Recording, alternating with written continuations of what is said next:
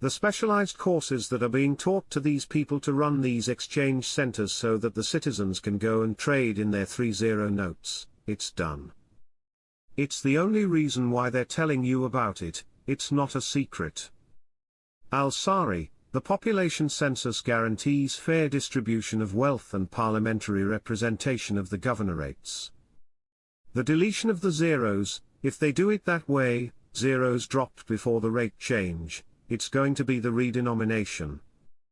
They're going to announce a new type of currency, new bank notes without the zeros on there before they make the change in the exchange rate.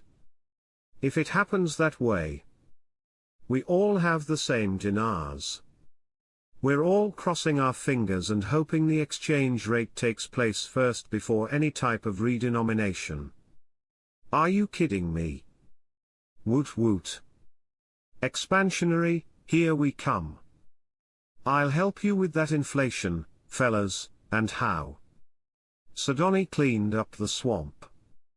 All of a sudden all of the banks that were stealing the Iraqi dinar, American dollar and profiteering illegally, he cleaned it all up.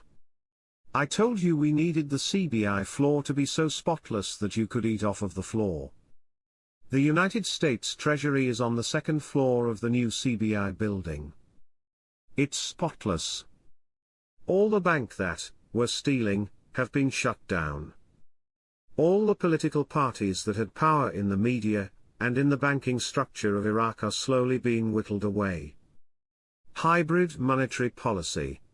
Al-Sudani's advisor reveals the central bank's new step. Quote, the central bank began, on October 24, to reduce the monetary policy interest rate by about 200 percentage points, by lowering the interest at which the central bank deals with banks from 7.5% to 5.5%, which means an expansionary policy in targeting the money supply. Despite the above, new policy did not neglect the importance of continuing to control local liquidity levels and carrying out high sterilization operations. By offering debt instruments called Islamic certificates of deposit, which are considered sovereign debts that can be mortgaged or discounted in the secondary market, and are excellent debts, with a return of 4% for a period of 14 days and a return of 5.5% for a period of 182 days.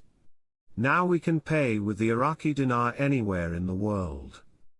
From Iraq I can pay people over here, United States, for now it's $1,310, but I can send you $500. I'm talking about business, I'm not talking about person to person. I'm talking about business. Before we're not allowed to do that. The media is constantly broadcasting commercials about how the swap out will work. Then the news media from Iraq tells us about the cash center that recently opened in Kark. It is used solely for the intake of the 30 dinar notes or dollars. Folks, they are already sucking in the 30 notes, so in reality, unofficially, the process of deleting the zeros has already begun. Yes, it is underway according to my CBI contact. We have been told by my CBI contact on the committee that we should expect to see the ramped-up project to delete the zeros sometime soon after the US election period is over sometime in November. This period of time through December will begin the process for the swap out with the newer lower denominations. To me this also means about a 1-to-1 at par rate of the IQD with the US dollar. But remember, this is in country only. Also remember, these actions always have dependencies. Nothing is a guarantee. I want to make this very clear to you today.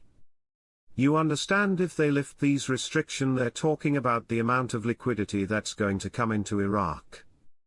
Liquidity has always been an issue for them, but now this would be a big deal for them. This would be huge. A lot of liquidity would come into Iraq. It'll really strengthen the Iraqi dinar. I mean hardcore.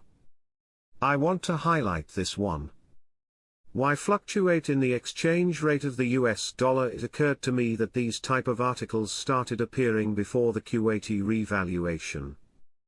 Of course, back then I had friends serving in the military that were stationed there at that time. So I was getting regular updates from Kuwait. I followed it to see if they were right. One day they post articles that everything is stable, the next day they publish articles saying things are unsettled and fluctuating. They keep publishing conflicting articles to keep us off balance. This is important and exactly what we saw before Kuwait revalued. Iraq without a doubt is trudging forward, but now here we go. Election season coming up. We really have to cross our fingers and see what happens, because the people that get in office really do make a huge difference on what's going to happen in the future. The Supreme Coordination Committee for the Strategic Framework Agreement for Friendship and Cooperation with the United States of America stressed the need to move the relationship with Washington to an economic partnership and not focus on military affairs.